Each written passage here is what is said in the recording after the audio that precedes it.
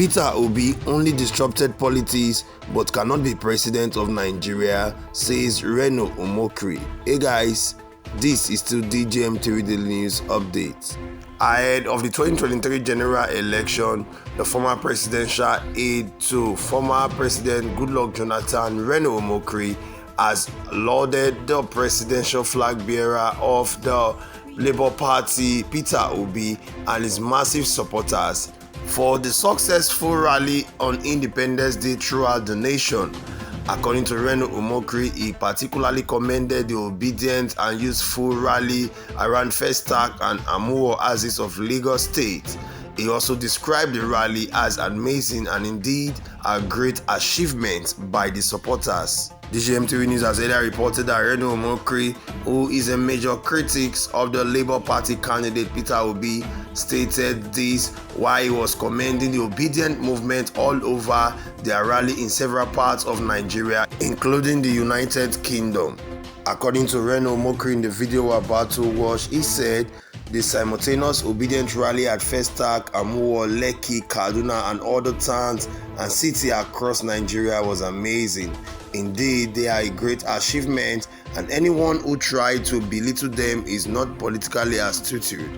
It is not just the sheer number of attendees. Imagine the logistics behind organizing people at different ends of the nation. It is very commendable, I must say, but while Peter Obi would not win in the 2023 general election, he has successfully disrupted politics in Nigeria. Take Kaduna, for example. On August 15, 2022, Nasir El-Rufai, the governor of the state, boasted that Obi won't get 200 persons on the streets. But according to Reno Omokri, today we saw up to 2,000 persons on the streets. Of course, some of them are southeastern origin, but for one man's ambition to mobilize them in such mesmerizing number is something to be admired. Politics without bitterness should be encouraged, he said. Let's watch the video. We'll be right back. Here's the thing, I spoke about the rallies. I spoke very positively about the rallies, and the Punch carried that. You read the more critical comment, but there was a more positive comment.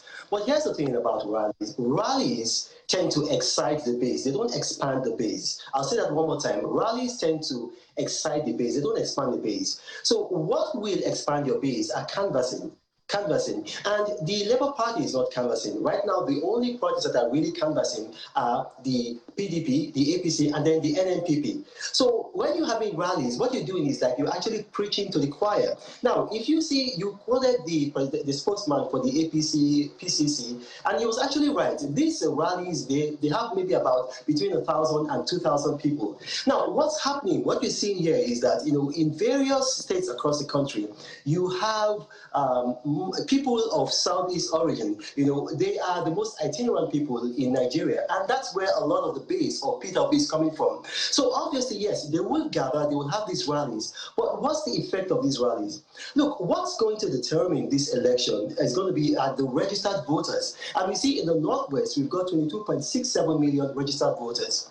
In the Southwest, we've got 18.3 million registered voters. In the South-South, we've got 15.2 million registered voters. In the North Central, we've got 14.1. In the Northeast, 4.8. And then in the Southeast, we've got 11.49. Now, those are realities. What the Labour Party is doing, they're actually preaching to the choir.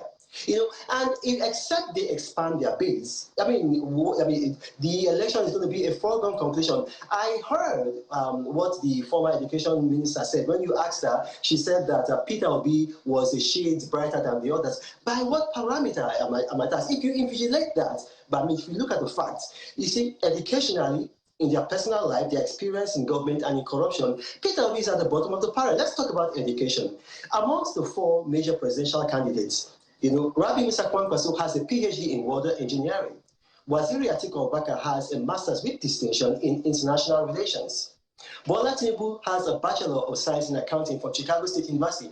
Now, what does Peter Obi have? He has a second-class degree in philosophy. Now, obviously, that is the least educationally qualified person. Now, if you look at their private life, Waziri Atiku Abubakar employs 12,500 people producing made in Nigerian goods and services right here in Nigeria with Nigerian citizens. Peter Obi is the single largest individual importer in Nigeria. So when he talks about moving Nigeria from consumption to production, it's almost like a contradiction. You are the single largest individual importer in Nigeria. So how can that be? First and foremost, that statement credited to the former MI of Kano has been disclaimed by that man. He said he didn't make that statement. So that's a false statement. And then if you looking at, he said that, Peter Obi will address the issue of ASU strike and other strikes. Look, Peter Obi was governor of Anambra State. While he was governor, doctors were on strike for 13 months. Am I lying? You can ask him.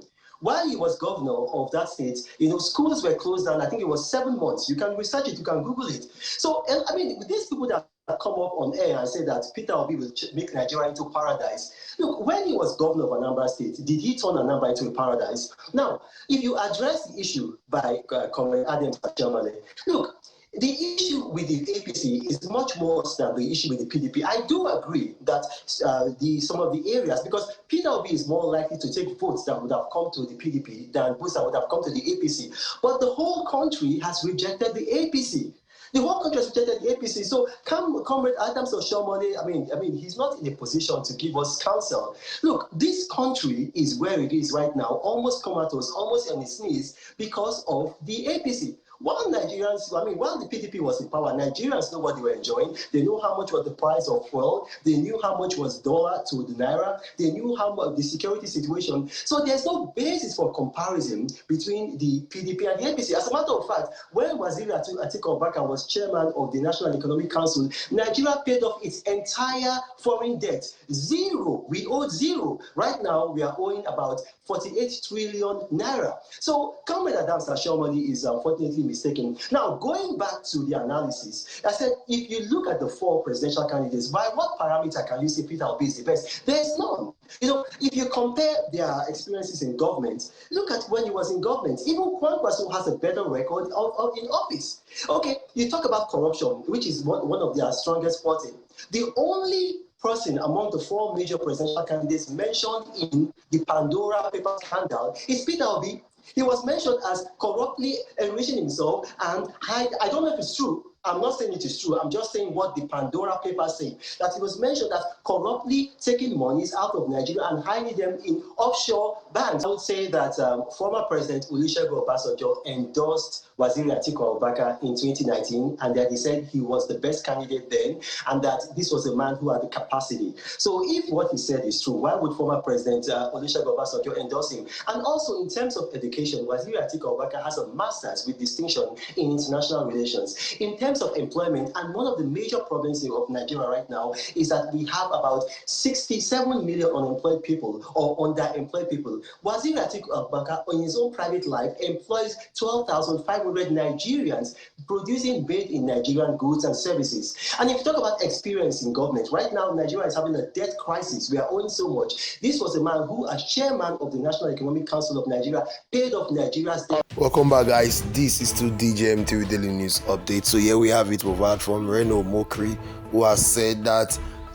Peter Obi supporters have done amazing job by campaigning, by going on with their rally on the street of Nigerians in several cities, including Lagos, London, all parts of Nigeria. But Peter Obi would not win in 2023. He has given his point. He has said that Peter Obi is less educated than his principal, who is Atiku Abubakar. He has said that Peter Obi is not campaigning, Peter Obi is not canvassing, Peter Obi is only singing to the choir. So guys, what are your thoughts and comments? What do you think about what Reno has just said? He well appreciated the rallies done by obedient supporters all over Nigerians, but he's saying that Peter Obi will not win in 2023. He's not the first person that has said it. A lot of persons on social media have said that Peter Obi would not win in the 2023 general election. If they are saying Peter Obi would not win the 2023 general election, they are also projecting their candidate to win the 2023 general election. So guys, What do you think? Share your thoughts and comment with us in the comment section below.